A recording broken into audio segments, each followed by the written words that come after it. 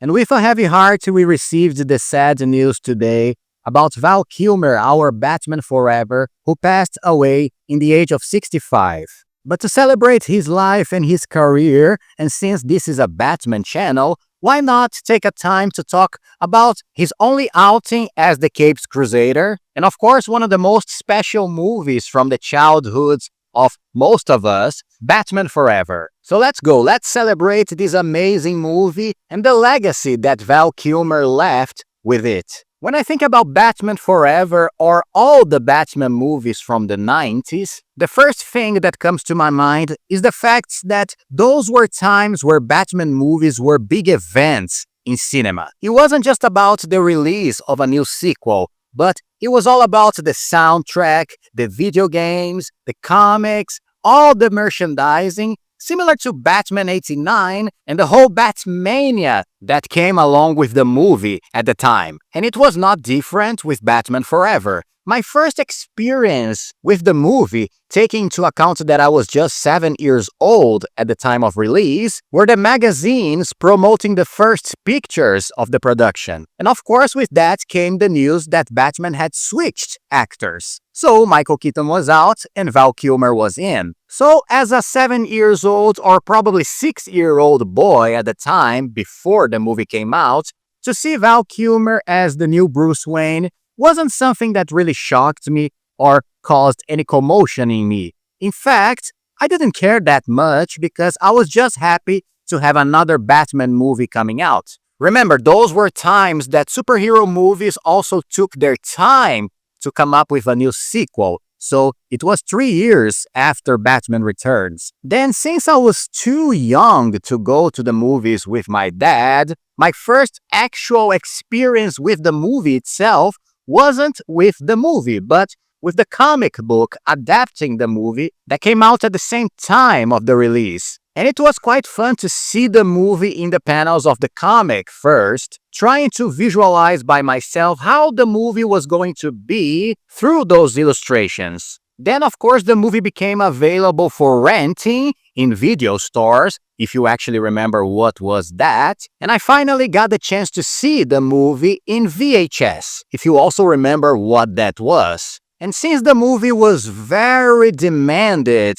in the weekends, you couldn't find any VHS copy available to rent. My parents only were capable of renting it during the week in my school days, and I didn't waste any time. I watched the whole thing in the morning before going to school with my eyes glued to the TV. In fact, I have some very far memory of actually watching it in the same day of Mighty Morphin Power Rangers, which was released in the same period. So I might have watched these movies together in the same day, but I'm not so sure about that. Anyway, my memory of watching the movie for the first time was the fact that I was kind of shocked by the differences between the movie and the comic book that I had read before. I think the comic book was actually based on the original script by Akiva Goldsman, and if you ever read this script, you know that the first scenes of the movie are actually rearranged, or in the original version, they have a different order. We start with a very famous deleted scene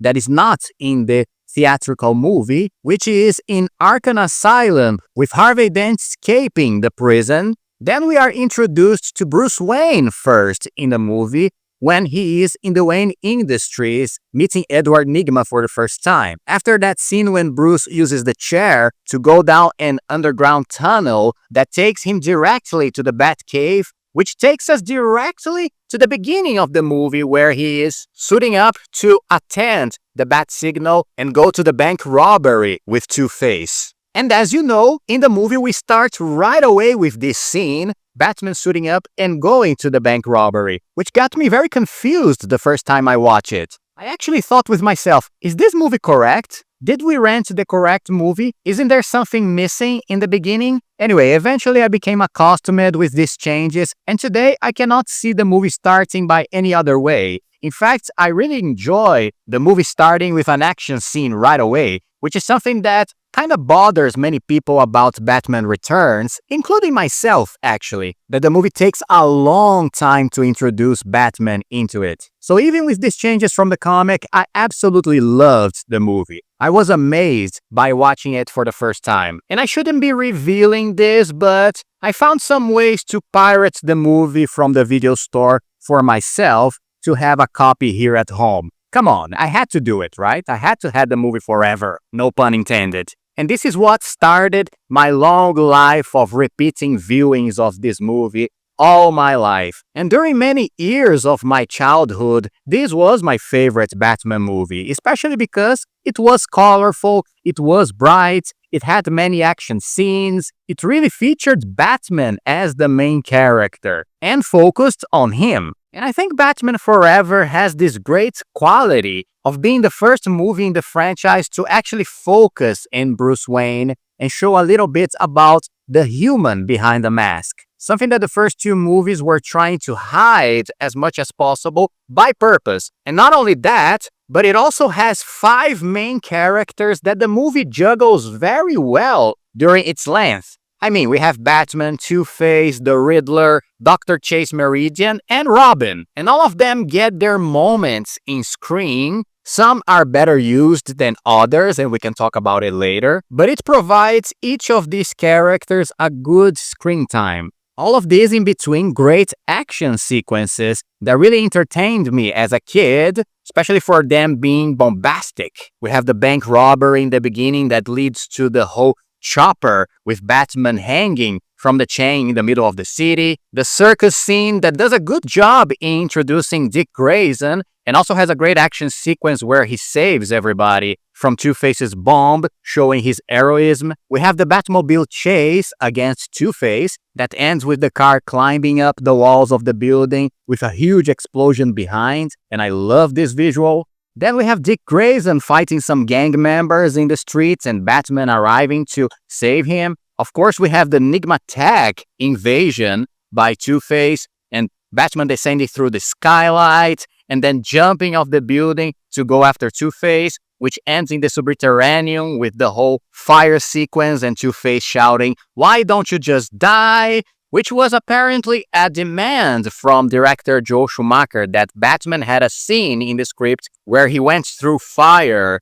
to create this great visual, and it was pretty successful in my opinion. Then we have the invasion of the Wayne Manor, with the villains finally breaking into the Batcave in the first time during the franchise and destroying Batman in his most vulnerable moments. All ending, of course, with the great Claw Island climax and Batman saving Robin and Dr. Chase Meridian from the villains. So to watch this movie as a kid, the experience was a great feast for me. It had everything that I wanted, and it made me just want to watch it repeatedly more and more. Only with time and maturity, if you can say that I have that I was able to analyze the movie better for what it was.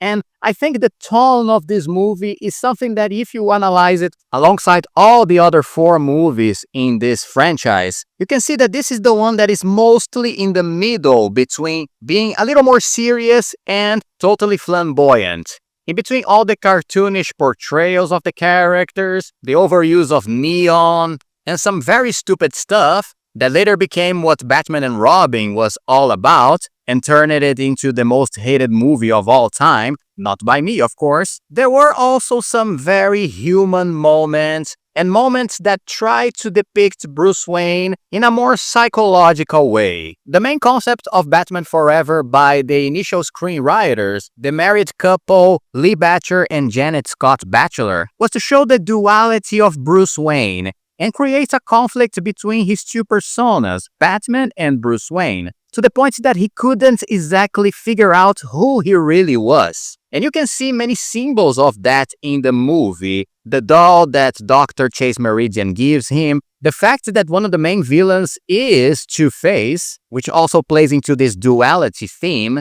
All these elements were spread during the initial story, something that eventually, with the editing and many deleted scenes, it got lost in the general experience of the movie. You still can see it, but it's very little, to the point that this initial version of the story actually explains why the movie is called Batman Forever.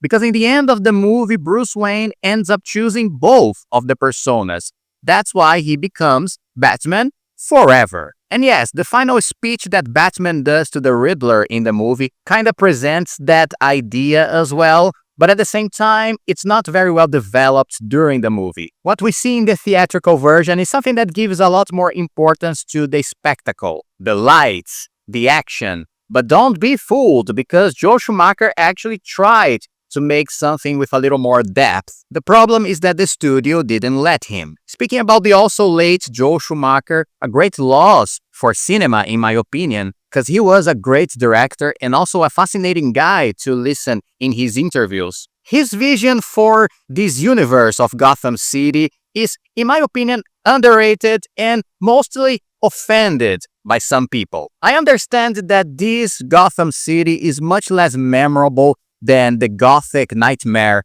that Tim Burton created for the first two movies, but I do understand that the tone that he wanted to give this city was something much more like Tokyo, with a futuristic vibe and also a kind of Blade Runner style with the whole size of the buildings and neon propaganda all around the facades, huge statues that make the city much more alive. So I like it very much. I think it also transports me to a different world, which is something that I really wish more movies would do to create their own universe. You know, these first four Batman movies, they really strike me until today for the experience that they represent, especially because they create this universe, this city that is so different from reality, that really transports us into this place. I know it was fun to see Christopher Nolan bringing the whole thing to a much more grounded vibe, actually making me feel like I was watching Batman in my own city. But today, I am a guy who likes to be transported to a different universe when I watch any movie. So this is exactly the experience that I have when I rewatch those four movies of the Burton-Schumacher era. So I hope that James Gunn takes these notes and actually tries to build something new for his own Batman.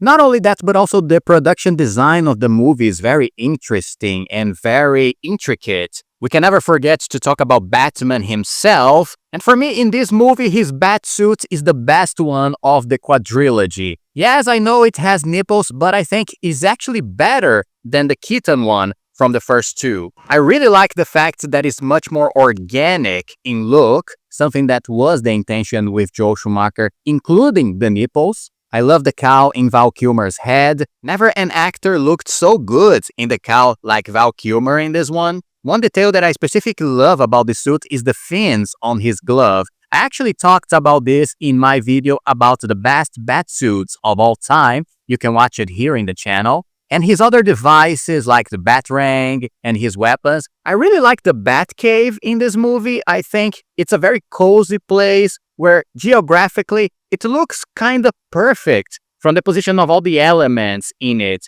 like where the Batmobile is, the computers, the entrance, the big symbol in the wall. Of course, we also have the cave underneath the cave where he gets his Bat Sonar suit and the other vehicles like the Batbolt and the Batwing. I don't like very much the shape of the new Batwing, and the Bat Sonar suit is also not one of my favorites. I think it's too shiny and too silver in color to what I would prefer. The Batmobile itself is also not one of my favorites. I don't think this whole neon internal structure does much for the visual as well. But I also don't think it's horrible. I think it's okay in the end of the day. So visually speaking, it's a movie that has great points and some flaws as well, as the movie itself. Like I said before, I think this is a movie that suffered a little much because of the editing and the whole structure that they rearranged from the original script. And some missing elements that could be important for the main plot are kind of harming the overall experience. For example, the ending for me is a little too rushed, and the final trap of the Riddler in the Claw Island, it's okay, but doesn't create that great impact that a final battle of intelligence between Batman and the Riddler should create. Until today, I still don't understand why Batman had to use a sonar suit to throw the Batarang into the energy source of the whole island, because it's right there, it's right above their heads. Why he needed a sonar vision for that? Plus, it took me a long time to understand that the floor beneath Batman's feet is actually a hologram, which has a huge hole for both Robin and Dr. Chase Meridian to be thrown after Batman doesn't get the right answer of the riddle. Apparently, this is something that was explained and shown in the Schumacher cut version of the movie. And yes, if you are wondering if we're gonna talk about the Schumacher cut, yes, we're gonna talk about it later. Talking about the characters of the movie, yeah, this is another problem as well, because especially Two-Face, we have here a portrayal by Tommy Lee Jones that is basically one face. His goofy and maniac persona all the time. It's really annoying and misses the opportunity to create a dynamic between the Riddler and himself, where he is the bad guy and Riddler the funny guy. Kinda good cop, funny cop. Plus, this is the worst developed character in the movie. We never get the chance to understand what Two-Face is, because we just get one brief flashback of his origins in the TV when Bruce Wayne is watching it. Not only that, but the duality of the character, what he is supposed to be all about, is just not there. Then we have the Riddler, which is more of a case of, do you like this interpretation or not?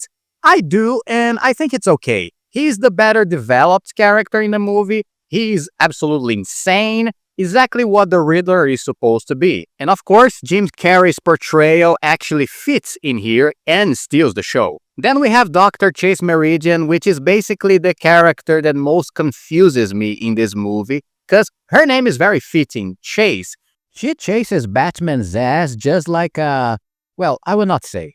But in some parts of the movie, it's absurd how horny she is for Batman. Of course, it's never bad to see Nicole Kidman getting kinky in the movie, but I don't know, it's just very odd to watch it today. Then, of course, we go to Robin, which is a mixed bag for me in this movie. In Batman and Robin, I think he's absolutely obnoxious, but in this movie here, I think he's well introduced. His plot makes sense to a certain point. I don't mind his age like many people do. I like the fact that he saves Batman in the subterranean after the Enigma Tech party, but I absolutely hate the fact that in the end, he is basically useless, creating more problems for Batman than actually helping him, which if I were Batman, this would be the first and the last day of this guy as my partner. And finally, we get to Batman himself and the point that I wanted to arrive, which is Val Kilmer's performance,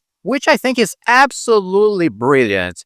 You can see in this guy's eyes, the way he talks, moves, the tone of his voice, that Val Kilmer got it. He got what Bruce Wayne was. The weight, the tragedy, the trauma, everything that this character was supposed to be about, Val Kilmer did it. He got it, which is absolutely fantastic, taking into consideration that Val Kilmer was kind of a problematic guy in the behind the scenes of this movie and many others. Legend says that he definitely didn't get along with Joel Schumacher during the shooting, and I know this is supposed to be a homage to this actor, but let's not sugarcoat here. According to many reports, he was actually a big prick in some sets of other movies, especially the one he did right after Batman Forever, The Island of Dr. Moreau, that actors and people of the production say that he was so difficult to work with that he actually got the first director of this movie fired,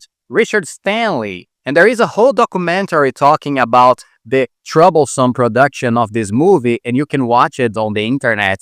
I recently watched it, and it's very fascinating. But you actually hate Val Kilmer for all the things that people say about him in that set. But of course, this is a bad mark in the career of any actor, but it doesn't exclude the fact that he had a very brilliant career for the most part. I personally love most of his movies. We can talk about some highlights here with Top Secret, which was his first movie, and a great classic of the parody movies, in the 80s. Of course, after that, he became very big with Top Gun. Then came Willow, which he played a kind of Aragorn character in this fantasy movie. One of the greatest performances of his life came in the movie The Doors, which he was basically a carbon copy of Jim Morrison, both in performance and look. Then came two of my favorite movies of his, Tombstone from 1993, which he played the unforgettable Doc Holliday, and it's one of my favorite westerns of all time. If you never watch it and you like westerns, please do, because it's fantastic. And of course, in the same year of Batman Forever came Heat with Robert De Niro and Al Pacino, which is also one of my favorite movies of his. A classic action crime thriller of the director Michael Mann, which he plays a minor part, but at the same time he is a part of the puzzle with these giants of cinema. Then after Batman, his career was never really the same. There are some other movies of his that I like. For example, a space sci-fi adventure called Red Planet that I think is a pretty cool, underrated film, but there were some eventual highlights like the movie Kiss Kiss Bang Bang alongside Robert Downey Jr. That is a great comedy cop movie that I remember loving it as well. So yes, Val Kilmer, man. He did many great things in his career. It is definitely one of those versatile careers that you go, God damn it, this guy did it. And to have all these movies in your story and also be in the Mount Rushmore of Batmans of cinema is just incredible. And one movie that everybody still loves, because I think it's difficult somebody saying that they hate Batman Forever. I think people can say this about Batman and Robin, but Batman Forever, I think people are much more acceptable of its flaws and they really like it and have some funness about it. And to finish this video, what else I can talk about Batman Forever? Well, another thing about the movie that also had a great impact in me as a kid was the video game, of course. I know there were two versions of Batman Forever for two consoles, Super Nintendo and PlayStation, but the one that I had was for Super Nintendo, and this was one that I also rented millions of times repeatedly. Oh man, the experience of being Batman playing this video game, and it was a fun game, you know? All the phases of the game were based on a highlight point of the movie, like the Arkham Asylum in the beginning, then the bank robbery, Two-Face's lair, Enigma Tech, the Wayne Manor, and, of course, Claw Island in the end. Since I was too little, I wasn't able to get to the end of the game. I remember I could barely reach the third phase of it, but my brother did, and through him I was able to see the whole journey until the end of it. And of course, there are other two things that I cannot finish this video without talking about it. That is the soundtrack, which is one of my favorite soundtracks of any movie ever. And it is the best soundtrack of the first quadrilogy as well, with the classic Kiss from a Rose from Seal, my favorite song, Hold Me, Thrill Me, Kiss Me, Kill Me from U2. But we also had many other bands, like, for example, Offspring, Brandy with a song that I really like, PJ Harvey, and many others. It's a great soundtrack that I still listen to this day in my cell phone while going to work or any other thing. And the other thing that I had to mention is the toys, of course. As a kid, my dream was to get a Batman toy from the Batman Forever line. Did I get one? Yes, I actually got one Batman action figure with Val Kilmer from Walmart once. And it was a dream come true. When I was a kid, my family couldn't really afford many toys for me. So to get one action figure at least from this movie was something that was fulfilling for me. But later I got much more happy because in Batman and Robin, I actually got almost the complete line of toys with all the characters, including Batgirl, believe it or not. Anyway, this is my experience with Batman Forever, this great movie from this great actor Val Kilmer. Of course, to finish for real now, I can also not forget about the Schumacher cut, which I promised to mention, and this is another dream from us fans of this movie, to one day be able to see. Only a few people were able to actually watch this movie in a rough cut version in one specific showing of the movie in USA, but the actual print was never released or leaked in the internet. But by the description, it is basically the original script of the movie that I mentioned in the beginning of this video, which actually features a lot more of the psychological elements of the story, especially regarding the duality of Bruce Wayne Batman, with some deleted scenes that are in the internet for people to watch, but some others that were never seen. So it is my job to leave this video by asking, or actually begging, the studios, James Gunn, whatever is running the vaults of Warner Brothers, to please let's celebrate the lives of Joel Schumacher and now Val Kilmer by releasing the Schumacher cut, by showing the original version of this movie that we love so much and we want to see so much. I know the studio wants to go in the different direction now. We are getting a new universe, but we cannot forget the past, and we need to celebrate the triumphant achievement that this movie was and still is in the lives of many of us, fans, and everybody in the world. So with these wishes, I leave the video for now. Thank you so much if you watched this video until this moment. If you like the content of BATGUS, please don't forget to leave your beloved like and your most wonderful subscription so we can keep talking about Batman and DC Universe forever. And with this, I leave my homage to Val Kilmer here for all of you and my celebration of his life, career, and especially for the great Batman that he gave us. See you in the next Bat video, and bye-bye.